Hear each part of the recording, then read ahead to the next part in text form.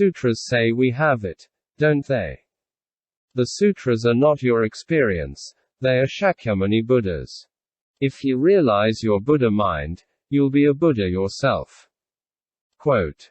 December 2, 1953.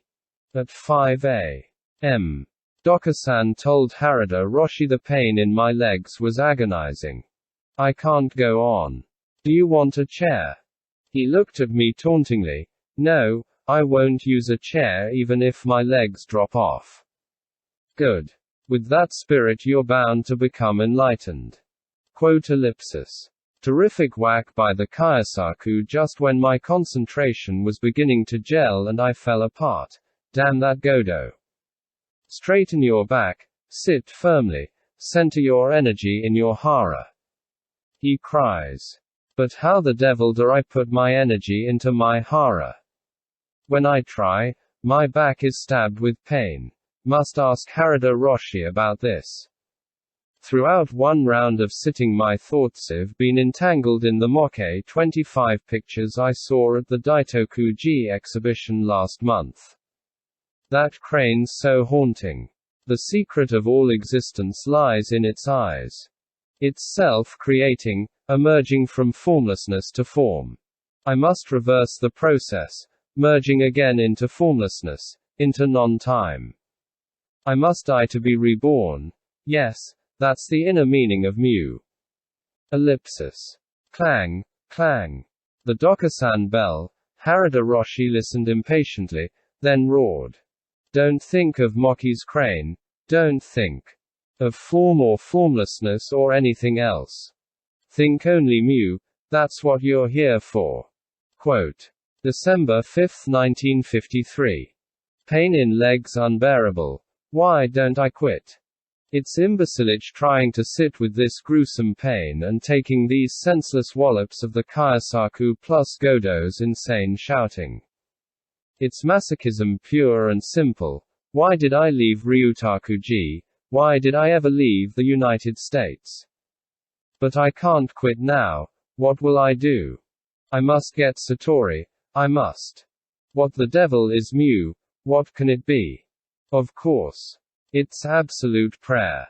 The self praying to itself. How often as a student had I wanted to pray? But somehow it had always seemed pointless and even silly to petition God for strength to cope with predicaments which He in His omniscience and omnipotence had allowed to arise in the first place.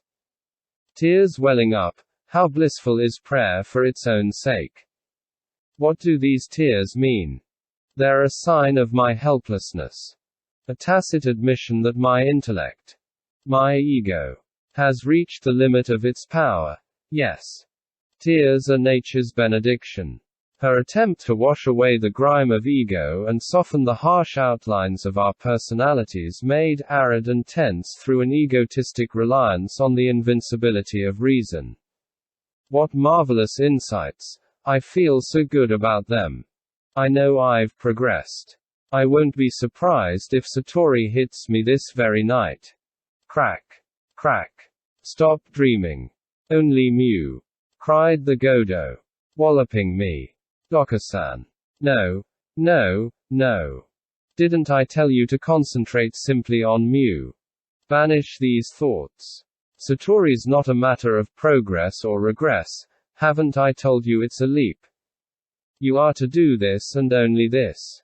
Put your mind in the bottom of your belly and inhale and exhale mu. Is that clear? Why's he so harsh all of a sudden? Even the hawks in the screen behind him have begun to glower at me. December 4, 1953. My God, my Buddha, a chair's standing at my place. I am so grateful. Roshi came and whispered. Harada-roshi ordered the head monk to give you a chair because he felt you would never get satori sitting with a bent back and constantly shifting your position. Now you have no obstacles. So concentrate on mu with all your heart and soul.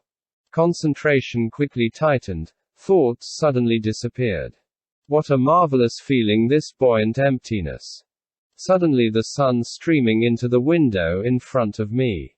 The rain stopped. It's become warmer. At last the gods are with me. Now I can't miss satori. Mew, mew, mew.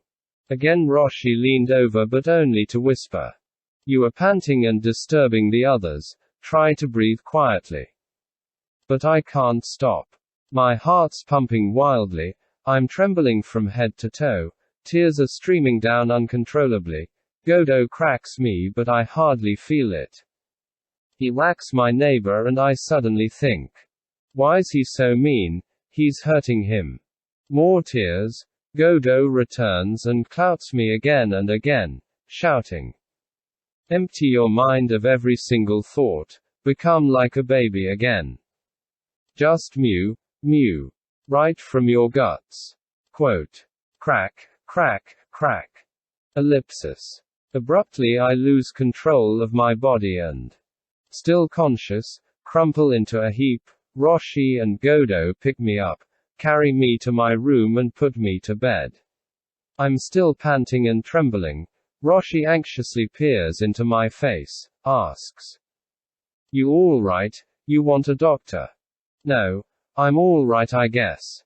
This ever happened to you before? No. Never. I congratulate you. Why? Have I got satori? No. But I congratulate you just the same. Roshi brings me a jug of tea. I drink 5 cups. No sooner does he leave than all at once I feel my arms and legs and trunk seized by an invisible force and locked in a huge vice which slowly begins closing. Spasms of torment like bolts of electricity shoot through me and I writhe in agony. I feel as though I'm being made to atone for my own and all of humanity's sins. Am I dying or becoming enlightened? Sweat's streaming from every pore and I have to change my underclothing twice. At last I fall into a deep sleep. Awoke to find a bowl of rice and soup and beans next to my sleeping mat. Ate ravenously. Dressed. Entered the zendo. Never in my life have I felt so light. Opened. And transparent. So thoroughly cleansed and scoured. During kinhin didn't walk but bobbed like a cork on water. Couldn't resist looking out at the trees and flowers, vivid, dazzling, palpitating with life. The wind soughing through the trees was the loveliest of music. How deliciously fragrant the fumes of incense. Ellipsis. Later at dokusan harada-roshi said. Your trembling came because you were beginning to throw off your delusions. It is a good sign. But don't pause for self-congratulation. Concentrate harder yet on mew. Quote ellipsis. December 5, 1953. Am still aglow. Satori will hit me any moment now. I know it. I feel it in my marrow. Won't my Zen friends in the United States be envious when I write I have satori? Don't think of satori, you fool. Think only of mew. Yes. Mew, mew, mew. Damn it. I've lost it. My excitement about satori has triggered off hundreds of thoughts. Which leave me dispirited.